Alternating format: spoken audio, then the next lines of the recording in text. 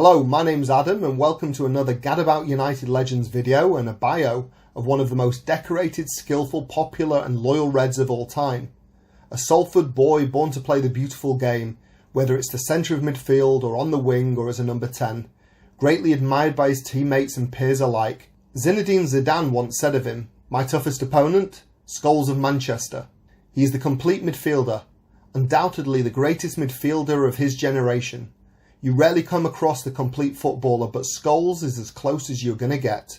One of my regrets is that the opportunity to play alongside him never presented itself during my career.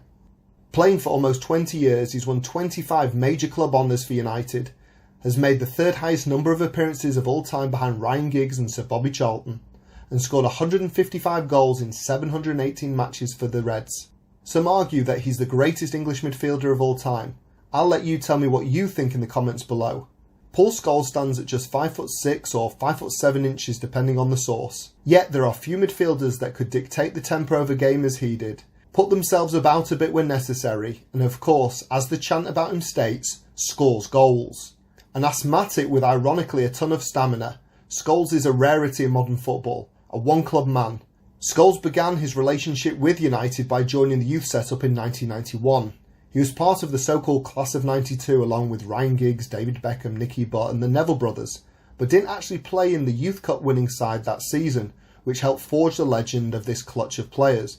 Instead, he reached the final with Phil Neville the following year and won the Jimmy Murphy Young Player of the Year award whilst he was at it. He broke into the squad for the 93-94 season, being given the number 24 shirt, but didn't play, only making his debut in the following 1994-95 campaign in a 2-1 away League Cup win against Port Vale on September the 21st, 1994. However, Paul contributed greatly to United's second place that year and came on during the side's disappointing cup final against Everton, only to be denied twice by Neville Southall in the Everton goal. In the following season, due to the fact that Mark Hughes was moved on and Eric Cantona was out due to a long-term suspension, Scholes finally got his chance for a good run of games in the first team. As you know, United won the double for a second time that season, with Scholes bagging 14 goals during that campaign.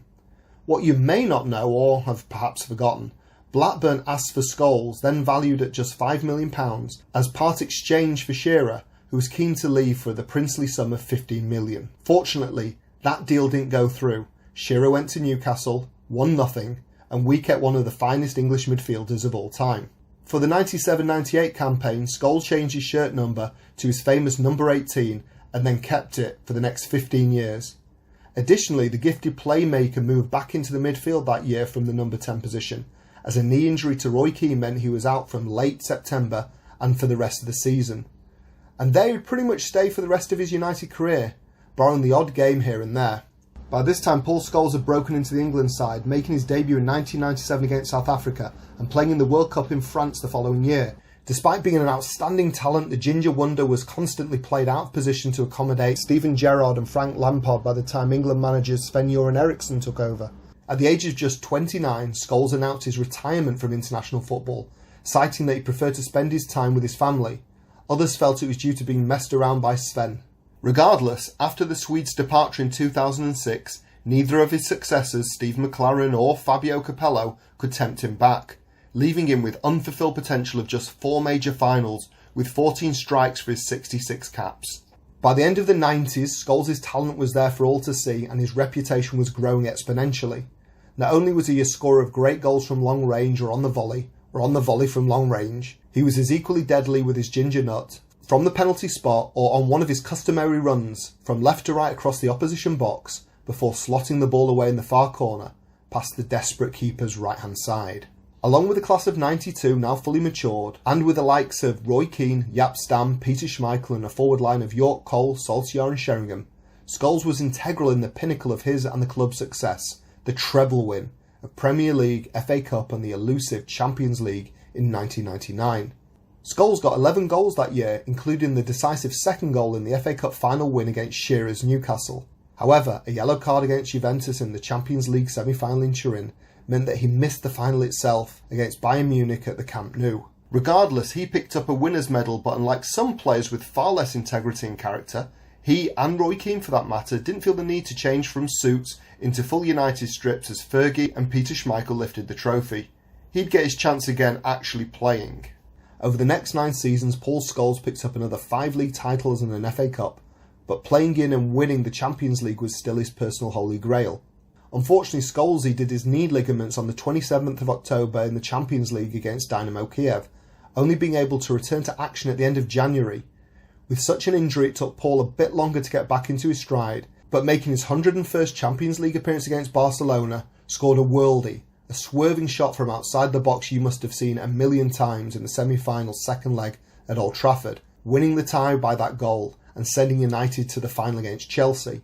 Already having secured the title, United were taken all the way to penalties on a rainy night in Moscow, although Scholesy was subbed after 87 minutes after picking up an injury and a yellow card in a clash with Chelsea's Claude Makelele. As Paul had missed a crucial spot kick in the 2005 FA Cup final shootout defeat to Arsenal, who knows whether it was a blessing in disguise that he was unable to take one that night, seeing as United won 6-5 anyway, securing his second winner's medal, and this time he lifted the trophy as a player on that night. Talking about yellow cards, if Paul Scholes had a weakness, it was his tackling, and he holds the record of the 5th most yellow cards in Premier League history, 97, as well as 4 sendings off. He also has the second highest number of yellows in the Champions League, with 32. Only Sergio Ramos has earned more. However, a lot of us thought he was just simply bad at tackling. It just wasn't a strong part of his game, but he admitted in a 5 Live interview that if someone got me early in the game, it was always in the back of my mind I needed to get them back. That said, I still don't understand his needless handball versus Zenit in the Super Cup final that earned him a second yellow and a subsequent red card. Comments below please. Over the next 3 years, Paul Scholes picked up another couple of titles and back-to-back League Cups. Those were the days. The titles, not the League Cups. Before announcing his retirement in May 2011 with immediate effect, leading him to join the coaching staff at Old Trafford.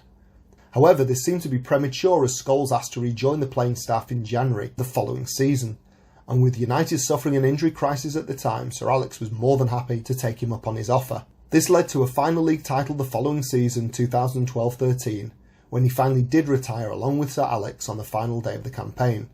Very quiet off the pitch, it says a lot about his character that he returned the first car he ever got from United, a sports car, for a different model because the one he was given was too small for his mum and she couldn't get into it comfortably. There was never a back and forth with contracts, no off-the-field antics to interfere with his playing side, and he shied away from the trappings of fame and publicity that some of his teammates and peers were drawn towards. Paul Scholes was a highly gifted player who worked hard, read and directed the game, showed great tenacity with a keen eye for goal, and a gift of being able to play in several different positions. He was a simple lad who just wanted to play football, and when he finished training or a match, would return as swiftly as possible to his family in Oldham. If somehow you're still not convinced, perhaps you're a bitter Scouser or a Bertie who has lost his way, here are some more quotes from some of the greats. Brazilian legend Socrates said, "He's good enough to play for Brazil. I love to watch Scholes, to see him pass, the boy with the red hair and the red shirt." Thierry Henry said, "Without any doubt, the best player in the Premiership has to be Scholes. He knows how to do everything." Finally, Barca legend Xavi hit the nail on the head, declaring, "A role model. For me, and I really mean this, he's the best central midfielder I've seen in the last 15-20 years. He's spectacular. He has it all. The late pass, goals, he's strong, he doesn't lose the ball. Vision. If he'd been Spanish, he might have been rated more highly. Players love him." So that's it. Let me know what Paul Scholes means to you in the comments below, and if you like the video, please press the like button, share and subscribe to help the channel grow. Thank you as always for your support.